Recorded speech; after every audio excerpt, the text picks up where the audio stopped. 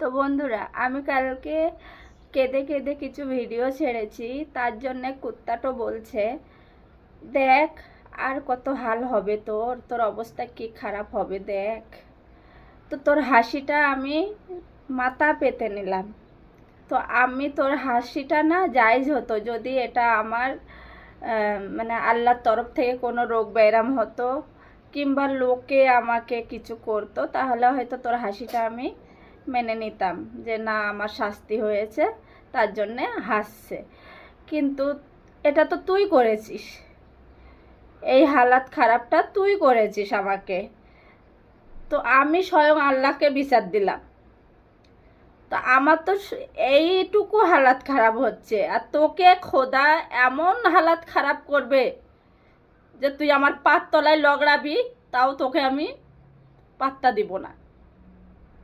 আমি এটাই চাই। স্ত্রীরা স্বামীদের জন্য যেমন দোয়া কামনা করতে পারে, তেমন তাদের মতো জানোয়ারদের পতনও করতে পারে। তো তুই শুধু আমার ভালো মুখটাই দেখেছিস, এই মুখ থেকে এবার 20 বার হবে তোর জন্যে, বদদুয়া বার হবে। আমি তোকে অনেক সহ্য করি, অনেক দিন থেকেই সহ্য করছি তোকে।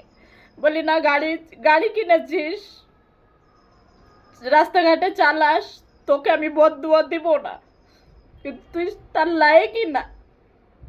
তুই যেমন আমাকে, আমি হাজি বলানে গিয়ে তোর জন্যে আমি আংটি কিনে দিয়েছিলাম না, কিছু ভালোর জন্যে, তো রাশি দেখে আংটি কিনে দিয়েছিলাম না, সেই আংটি দিয়ে আমাকে আঘাত করলি না।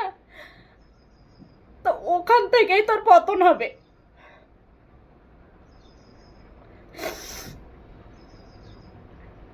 ওখান থেকেই তোর পতন। তুই জীবনে সুখী হতে পারবি না।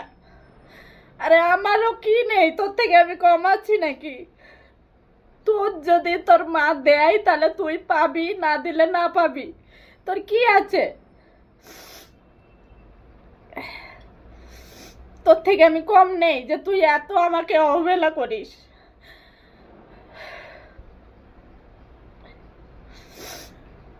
তোর মতো কুত্তার কাছ থেকে গেলে না আমি অনেক শান্তিতে থাকবো, কিন্তু আমি এই ভেবে যাই না, আমি বাচ্চাটার মুখের দিকে তাকিয়ে যে ও ছোট থেকে এখানেই পড়াশোনা করছে, তো আর 1-2 ক্লাস পড়ুক, আর একটু সহ্য করি।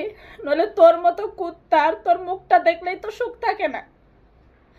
আর সত্যি কথা বলতে, আজ কয়েকটা মাস ধরেই তোকে আমার দেখতে তাক ইচ্ছা হয় না, তবু আমি তোকে ঝেলছি। কেন জানিস? আমার ছেলেটার জন্যে।